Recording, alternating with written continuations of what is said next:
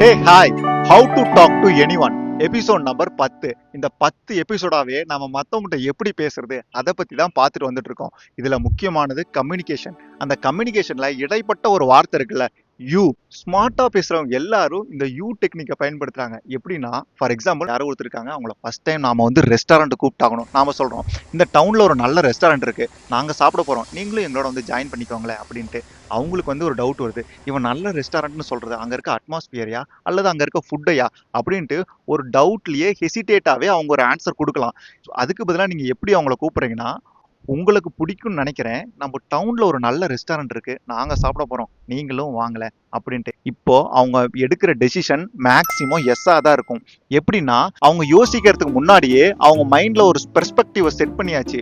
உங்களுக்கு பிடிக்கும்னு நினைக்கிறேன், உங்களுக்கு யூங்கிற வார்த்தையை செட் பண்ணியாச்சு. ஸோ அவங்க எடுக்கிற ஆன்சர் மேக்சிமம் எஸ்ஸா தான் இருக்கும். அதே போல ஒரு சேல்ஸ்லயோ ஒரு ப்ரெசன்டேஷன்லயோ அல்லது ஒரு மீட்டிங்லயோ ஒருத்தர் நல்ல கொஸ்டின் கேட்டாங்கன்னா, தட் எ குட் கொஸ்டின் அப்படி கேட்காம, you ask a good question, யூங்கிற வார்த்தையை பயன்படுத்திங்கன்னா அங்க இம்பாக்ட் வேற மாதிரி இருக்கும். காம்ப்ளிமெண்ட் கொடுக்குறப்பையும் அதே போலதான். ஒருத்தர் நல்ல ட்ரெஸ் பண்ணிட்டு ஒரு ஷூட் போட்டு வந்தாங்கன்னா, ஐ லைக் யுவர் ட்ரெஸ் அப்படி சொல்லாம, you look great in your dress, நீ இந்த ட்ரெஸ்ல ரொம்ப நல்லா இருக்கீங்க, நீங்கிற வார்த்தையை பயன்படுத்தி பாருங்க. காம்ப்ளிமெண்ட் கூட ரொம்ப பவர்ஃபுல்லா இருக்கும். ஸோ நெக்ஸ்ட் டைம் நீங்க கான்வர்சேஷன் ஆரம்பிக்கிறப்ப நான் ஆரம்பிக்காதீங்க, நீன்னு ஆரம்பிங்க.